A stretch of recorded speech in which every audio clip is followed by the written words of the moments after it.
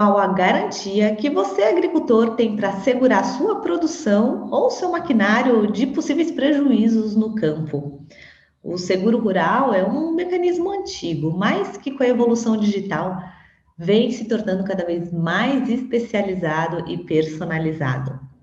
Nesse sentido, conversamos com o Lucas Bandeira. Ele é CEO e cofundador da Me Sinto Seguro, uma plataforma digital de contratação e distribuição de seguro rural. Acompanhe.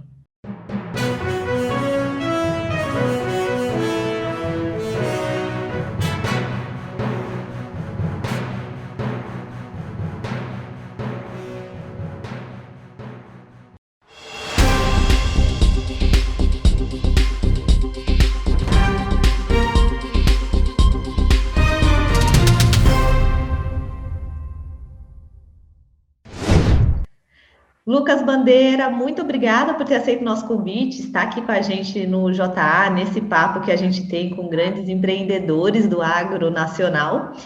Lucas, por favor, eu vou pedir para você já começar o nosso papo se apresentando, falando um pouquinho da sua trajetória até a ideia de fundar Me Sinto Seguro. Bom, obrigado pela oportunidade, Carol. Agradeço a atenção de quem está nos assistindo aí também.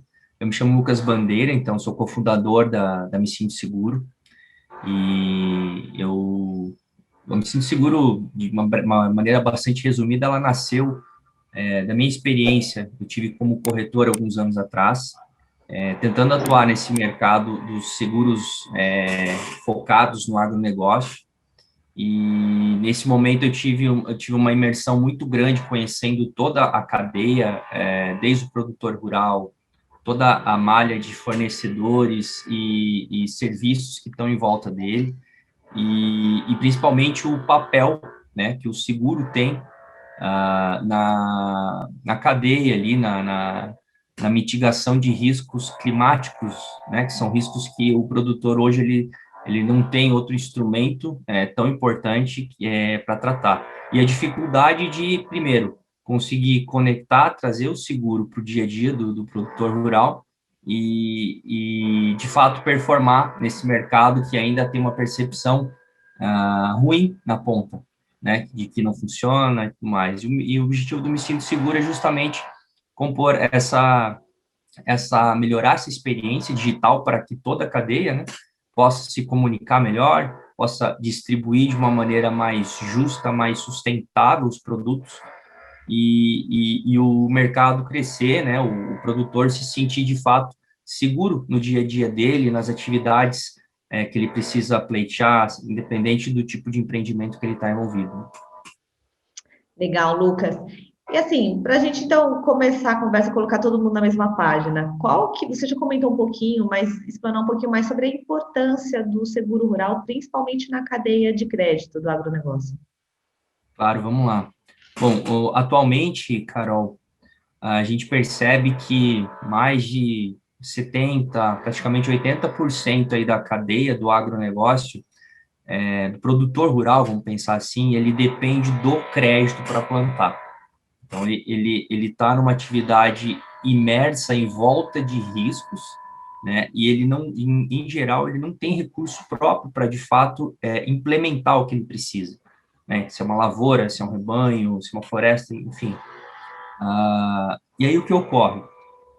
O seguro, quando ele trata de toda os pontos que são determinantes, né, para ele poder ter sucesso no que ele está implementando, vale a gente citar aqui, por exemplo, genótipo, vale a gente citar, por exemplo, solo, né, vale a gente citar insumos, aplicações em geral, e vale a gente citar também, principalmente, o clima.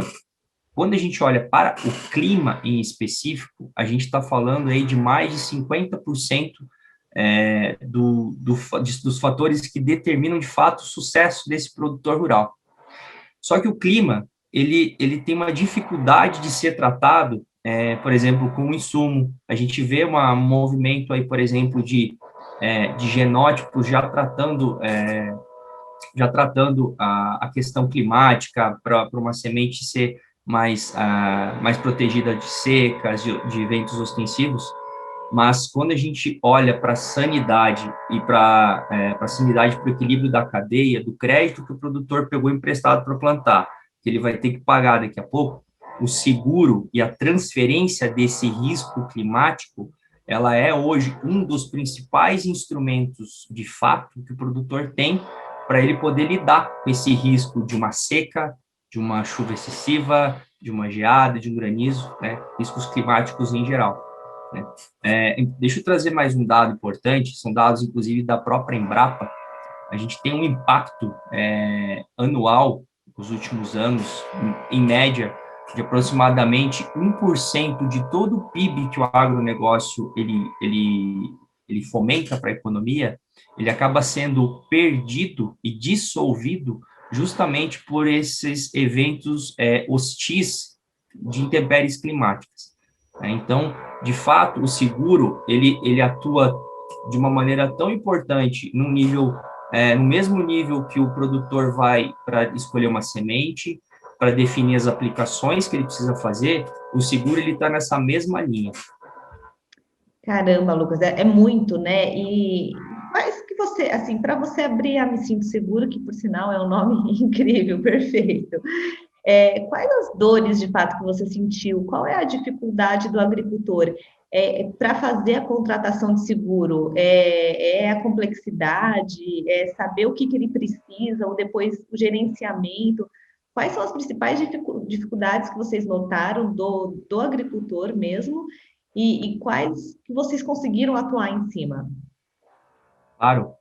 Bom, do ponto de vista do produtor rural, a gente percebe, nós conversamos com mais de 200 produtores rurais aí nos últimos 3 anos, tá, Carol? E o que a gente percebe é que ele percebe, né, o seguro rural, né? É importante a gente deixar claro que o seguro rural, quando a gente fala aqui, a gente está falando de várias modalidades. A gente está falando do seguro da lavoura, a gente está falando, por exemplo, do seguro das máquinas agrícolas, das benfeitorias, né? Ele percebe que o seguro ele ainda ele é algo muito analógico, eu já vou explicar um pouquinho por quê. Ele acaba não funcionando, né? E a gente foi justamente fazer o caminho reverso para entender por que está percebendo assim. E hoje o que ocorre? Nos canais tradicionais e que preponderam no mercado, então se a gente olhar, por exemplo, a experiência que o produtor tem na contratação de seguro, olhando para, vamos pensar assim, pelo maior balcão, né, de contratação de seguros, que é principalmente grandes instituições financeiras, essas grandes instituições, a gente percebe que elas estão muito orientadas, muitas vezes, para o crédito, né? Existem obrigatoriedades, dependendo das linhas financeiras, que o produtor ele é obrigado a contratar um seguro, por exemplo, da lavoura, porque ele está pegando um crédito aqui, então a instituição financeira obriga, né? Só que a maneira como é lidado, né, desde a contratação, que o seguro ele entra com uma, vamos pensar assim, num segundo foco, ele não é tratado do mesmo ponto de vista, da mesma hierarquia, do mesmo nível hierárquico que o crédito, né? Ele tem essa dificuldade.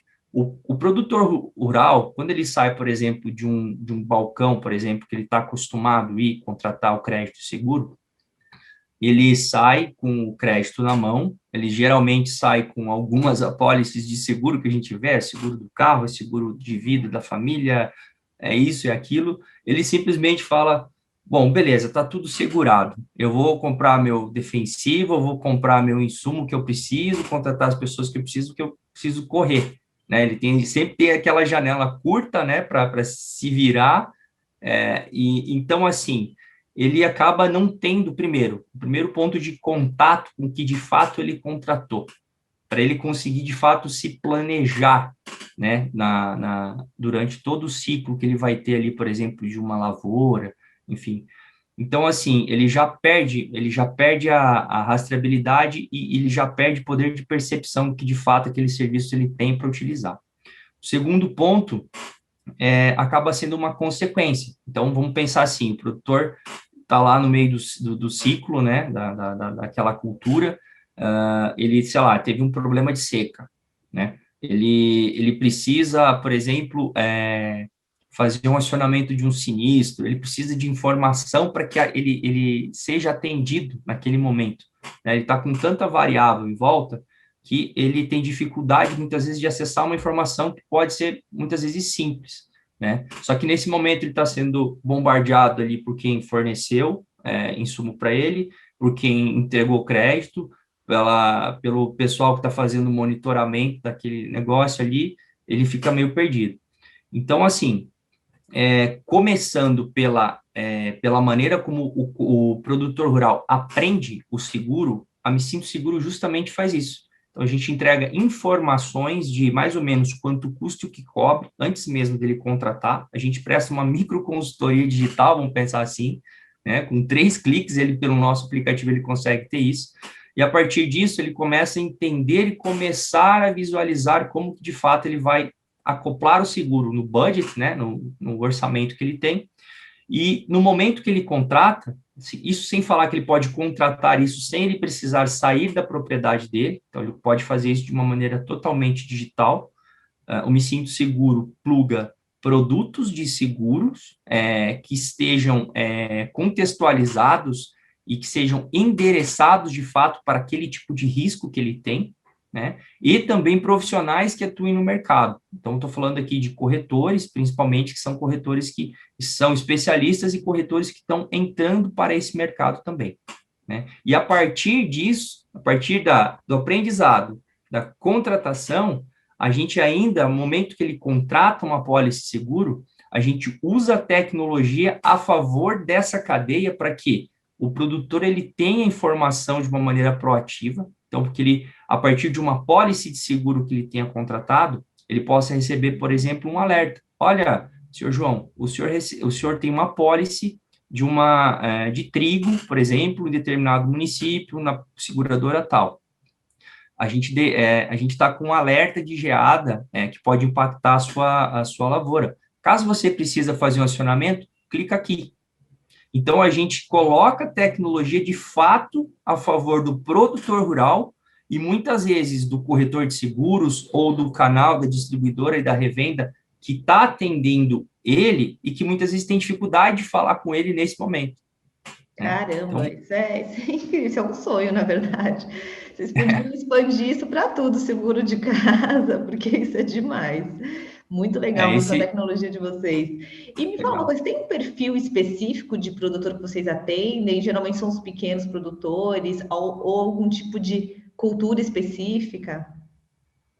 Claro, vamos lá. Bom, a gente acaba atendendo de maneira majoritária mais o pequeno produtor, né? Hoje o pequeno produtor, posso falar aí, ele representa praticamente 80% de toda a contratação de seguro rural, né, do nosso país, assim.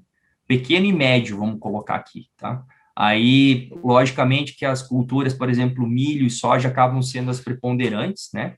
Mas quando a gente olha aí em termos de região, né? A gente está falando, por exemplo, a região sul hoje é a que mais contrata o seguro rural no país, né? Principalmente pelas hostilidades climáticas, né? Aqui no sul a gente tem muito forte as culturas de inverno, a gente tem eventos, tem geada, tem muito granizo, tem neve, dependendo da região aqui, então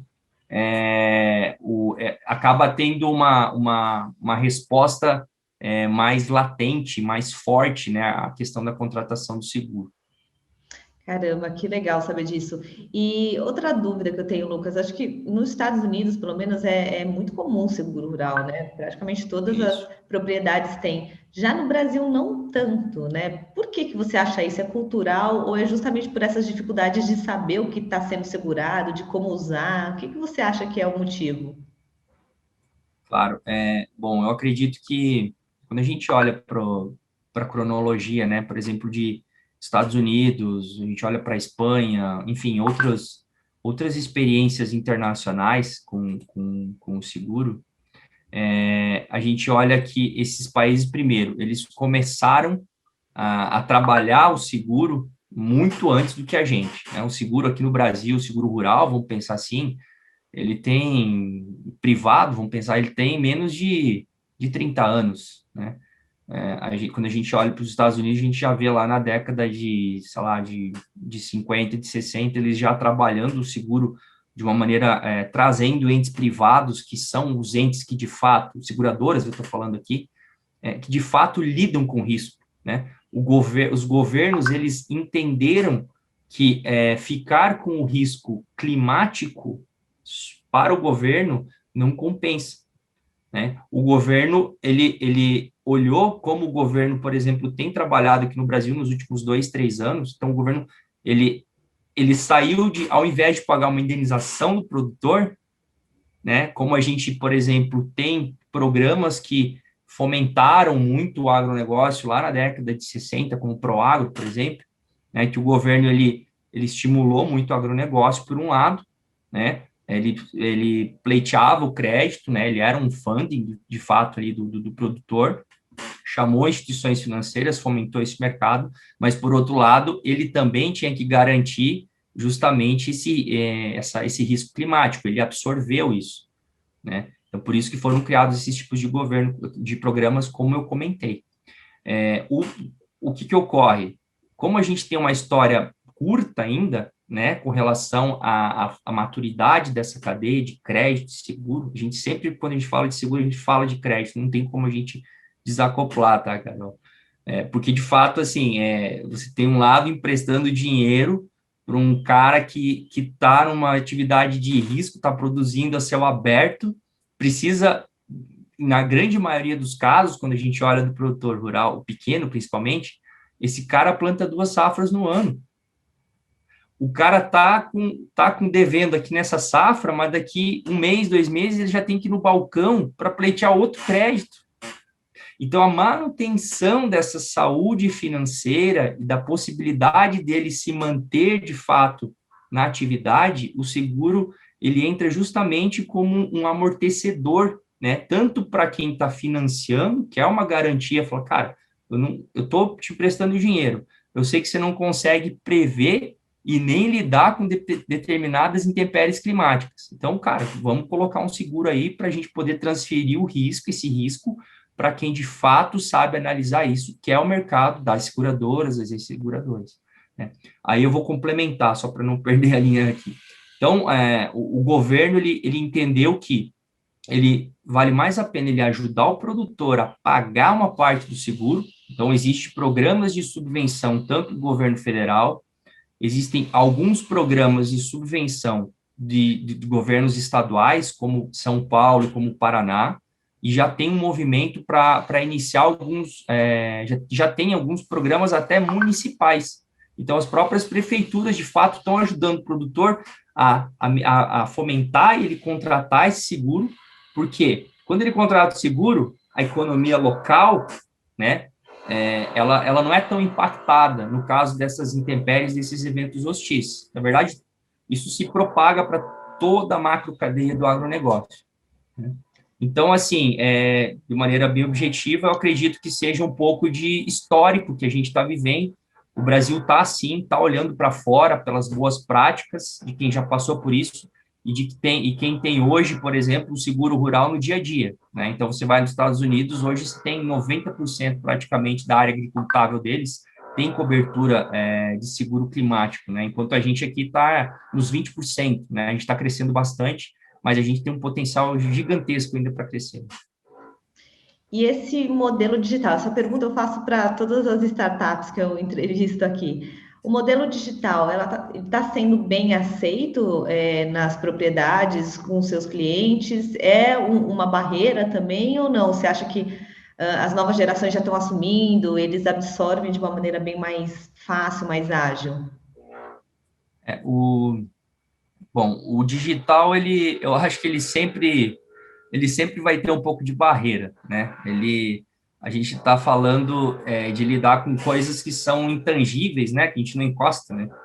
E quando a gente fala do agronegócio, a gente tem muito esse tradicionalismo de as coisas estarem no papel, você tem que assinar as coisas, né? Estou trazendo alguns exemplos bem práticos aqui. Mas, de uma maneira geral, a gente percebe, sim, que a adoção do digital tem sido muito boa, né? Tem pesquisas aí tem uma pesquisa da McKinsey que saiu agora em março, inclusive, que eles falam que, por exemplo, os produtores brasileiros, aqui eles estão utilizando mais de 85% dos produtores brasileiros, aí eu estou falando de todos os portes, desde o produtor familiar até o produtor mais estruturado, de fato grande, ele já está utilizando, por exemplo, o WhatsApp como um canal para lidar com fornecedores, com quem compra o produto, né, para fazer o trading ali do grão, para lidar de maneira geral. Então, essa abstração que muitas vezes a gente vê dificuldade, por exemplo, de alguns produtores, na verdade, ela já está sendo trabalhada por outros canais que estão trabalhando de maneira mais massiva. Né? E a gente sim utiliza, a gente tem na nossa estratégia digital, a gente, além, por exemplo, do aplicativo, a gente comporta também esses canais que têm uma adoção muito grande, né? Por exemplo, o WhatsApp, as redes sociais e tudo mais, né? Tudo isso de uma maneira integrada, né?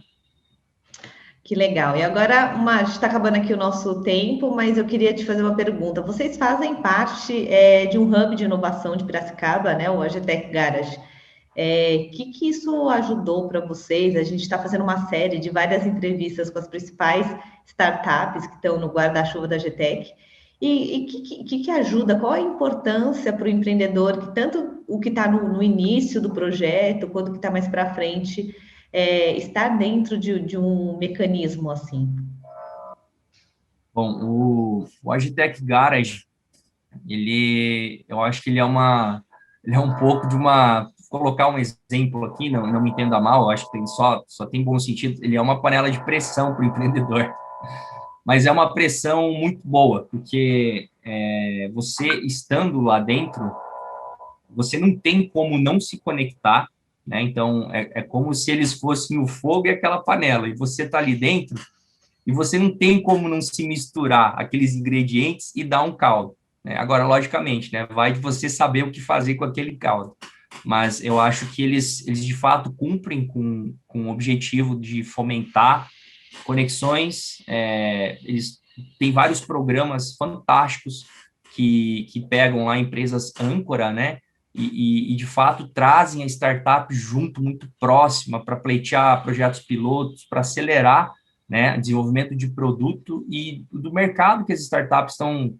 As startups elas navegam no mar que muitas vezes elas colocam um pouco o dedo, analisam dados, mas é um mar que às vezes não foi navegado por ninguém.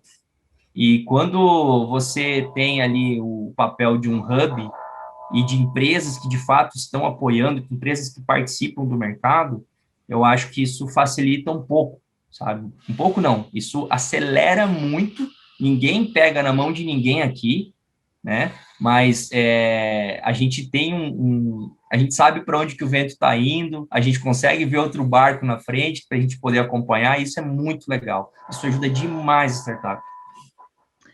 E vocês já passaram por alguma rodada de investimento, ou estão em busca, ou ainda não estão na fase? Bom, nós estamos ainda em fase que a gente chama de Product Market Fit, né? Então, a gente desenvolveu os produtos, né? Tanto um aplicativo para o produtor rural, que é gratuito, e aí a gente tem também um back-office digital, que ele é utilizado por distribuidores, revendas de insumo, empresas que possam vir ajudar os corretores e as seguradoras a distribuir esses produtos. E quem utiliza também são os corretores que também atuam, né? Precisam melhorar o relacionamento dos clientes e fazer a gestão de uma maneira extremamente tecnológica, né? Utilizando a tecnologia para o dia a dia dele, né? Para ele conseguir, de fato, melhorar essa experiência com o cliente dele e construir uma máquina escalável para ele poder crescer a carteira e tudo mais. Então, a gente tem esses dois produtos hoje que estão funcionando, a gente está funcionando com alguns clientes já utilizando, e aí a nossa ideia, eu acredito que a gente deva, sim, participar, a gente ainda não participou de rodada de investimento, eu acredito que isso deva ficar ou para final desse ano ou para o ano que vem. Olha, então, desejo toda a sorte aí para vocês. Sem dúvida vai ser um sucesso, a ideia é ótima, o nome é ótimo, e os fundadores também são muito esforçados, ótimos, então a gente deseja toda a sorte do mundo. Fica à vontade para passar o endereço, como que o pessoal pode te achar. Obrigado, Carol. Bom, quem tiver interesse, pode me procurar ali no LinkedIn, Lucas Bandeira, também pelo nosso website, a gente tem um canal direto ali, se pluga, fala por WhatsApp diretamente com a nossa equipe aqui, pode me procurar pessoalmente também. Eu estou à disposição aí para quem de fato procura trabalhar por um agronegócio mais seguro e mais sustentável. Isso, é esse lema que a gente tem no nosso dia a dia aí, o que faz a gente acordar todo dia e dedicar o que a gente está dedicando para de fato fazer o que a gente está fazendo, né? Me sinto seguro. Lucas, parabéns, eu desejo toda a sorte do mundo, ótimos negócios. E para você aí, telespectador, internauta que está acompanhando a gente, quer ver mais entrevistas, lembre de curtir o vídeo, seguir o canal, compartilhar e ficar atento aí quando a gente tiver mais novidades e mais ótimas entrevistas como essa que a gente acabou de ter com o Lucas. Lucas, muito obrigada, fica com Deus e bons negócios. Obrigado, Carol. Grande abraço.